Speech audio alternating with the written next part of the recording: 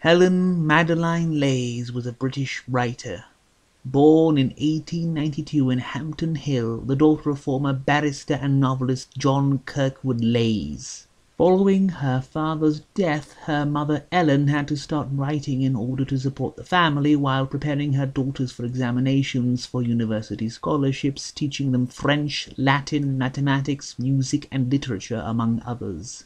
Her brother Colin was killed in France in 1916, while herself, following the First World War, became a teacher, eventually becoming principal of a teacher training college in Oxfordshire.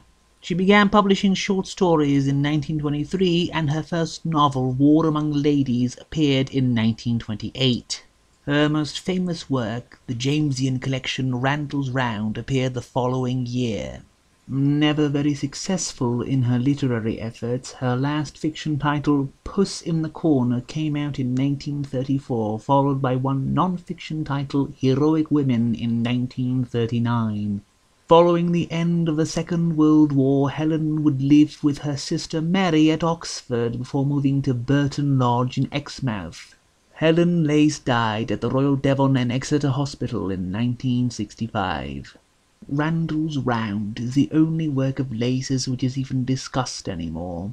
It took 67 years for the book to be reprinted by Ash Tree Press in 1996, but given the standard Ash Tree Press limited run of 500 copies, that edition soon began to command the usual premium once it sold out, and it was only in 2010 that Oleander Press reissued the book in a more easily available edition.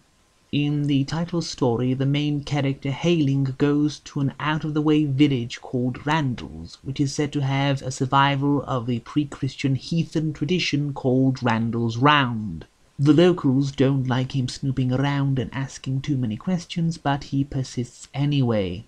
Then, several days into his stay, he manages to glimpse a local youth being led to a nearby hill by several masked locals and follows them. And it is atop the hill, late at night, accompanied by eerie pipings, when he comes face to face with the great beast kept within the confines of the local hill. The 12 Apostles has an American named Matthews, with the help of a local vicar, trying to solve the riddle of an old manor house of unsavory repute which he aims on purchasing, almost losing his head in the process, almost literally. In The Room, a group of friends takes turn being tortured while spending the night in a very special room that proceeds to show them the worst aspects of themselves. The Cure, meanwhile, has a local man in charge of a farmstead where every 7 years something happens, and when there is a suspicious fear of a particular mound, whose inhabitant is said to take this toll on the 7th year. The Tree focuses on a man whose life is intertwined with a hateful tree growing on his property, and he finds out about this when he feels the aftermath of his attempt to have it removed, though it does him no good in the end. At Simmel Acres Farm, meanwhile, is the tale of a certain Markham, told through the eyes of his friend the narrator, and of his obsession with a statue whose malign influence possesses more and more of his consciousness until the inevitable ending.